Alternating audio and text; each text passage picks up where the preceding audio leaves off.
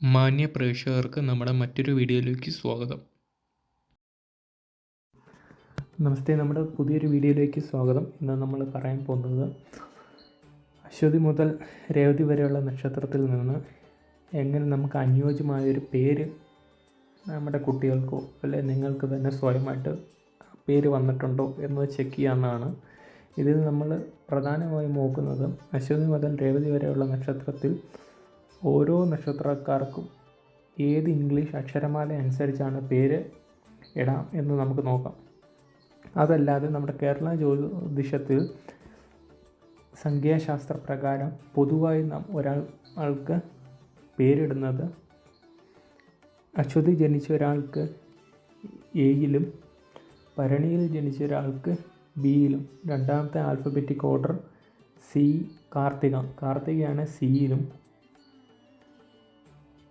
രോഹിണിയാണെങ്കിൽ ഡിയിലും, മകേരമാണെങ്കിൽ ഇയിലും അങ്ങനെയാണ് ഇടുന്നത്. അങ്ങനെ വരുമ്പോൾ പൊതുവായി നമ്മൾ അത്തം വരുമ്പോൾ 13ാമത്തെ നക്ഷത്രമാണ്. 13ാമത്തെ നക്ഷത്രത്തിൽ എമ്മിന് ആണ് 13ാമത്തെ ആൽഫബറ്റിക് ഓർഡർ വരുന്നത്. അപ്പം എം ചേർത്ത് മണികണ്ഠൻ, മുരുകൻ, മിഥുൻ തുടങ്ങിയ പേരുകൾ ഇടാൻ പറ്റും. പിന്നെ അല്ലാതെ തന്നെ ഓരോ ജാതകത്തിനും അല്ലാതെ ഓരോ നക്ഷത്രത്തിനും ഒരു സുപ്രധാനമായ പേരുകൾ ഇടുന്നത് വഴി അവർക്ക് ആരോഗ്യവും നല്ല സ്ഥാനക്കയറ്റവും മുതലായവ ലഭിക്കാൻ ഇത് ഗുണം ചെയ്യും. ഇതിൽ ആദ്യം നമ്മൾ നോക്കാൻ പോകുന്നത് അശ്വതി നക്ഷത്രമാണ്. അശ്വതി നക്ഷത്രക്കാർക്ക് പൊതുവായി എയിലും പിന്നെ സി അല്ലെങ്കിൽ എൽ തുടങ്ങിയ അക്ഷരമാലയിലാണ് പേരിടുന്നത്. സി ചന്ദ്രൻ, എൽ ലത തുടങ്ങിയവ. പിന്നെ നമുക്ക് അടുത്ത നോക്കാവുന്ന ഭരണിയാണ്. ഭരണി നക്ഷത്രക്കാർക്ക് പൊതുവായിട്ടിടുന്നത് എൽ, ആർ, ബി. പിന്നെ കാർത്തിക നക്ഷത്രക്കാർക്ക് എയിലും ഇയിലും യുവിലും തുടങ്ങിയ പേരുകൾ ഇടുന്നുണ്ട്. പിന്നെ കാർത്തിക കഴിഞ്ഞ് രോഹിണിയിൽ പൊതുവായി ഇടുന്നത് ഡിയിലും വിയിലുമാണ്. പിന്നെ മകേരം നക്ഷത്രക്കാർക്ക് എയിലും ആറിലും ആണ് പൊതുവായി പേരിടുന്നത്. പിന്നെ തിരുവാതിര നക്ഷത്രക്കാർക്ക് കെ, സി, ജി തുടങ്ങിയ ആൽഫബറ്റിലാണ്.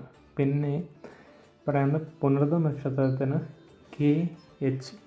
പിന്നെ നമുക്ക് 8ാമത്തെ നക്ഷത്രമായ പൂയമാണ്. പൂയത്തിന് കെ, എച്ച്.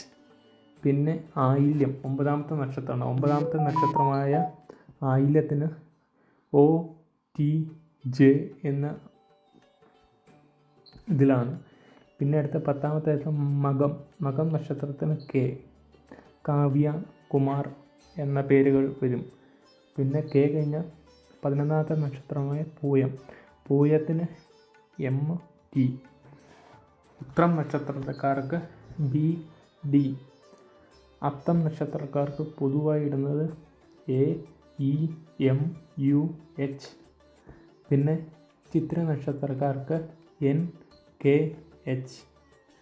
പിന്നെ 15ാമത്തെ നക്ഷത്രമായ ചോതിക്ക് ആറിലോ ഒയിലോ ടിയിലോ തുടങ്ങിയ ആൽഫബറ്റിക്കിലാണ് പേരിടുന്നത്. പിന്നെ നമുക്ക് 16ാമത്തെ നക്ഷത്രമായ വിശാഖം ഡി, ടി, ജെ. പിന്നെ 17ാമത്തെ നക്ഷത്രമായ അനിഴം ആർ, വൈ. പിന്നെ 18ാമത്തെ നക്ഷത്രം തൃക്കേട്ട ബി, ഡി, എം.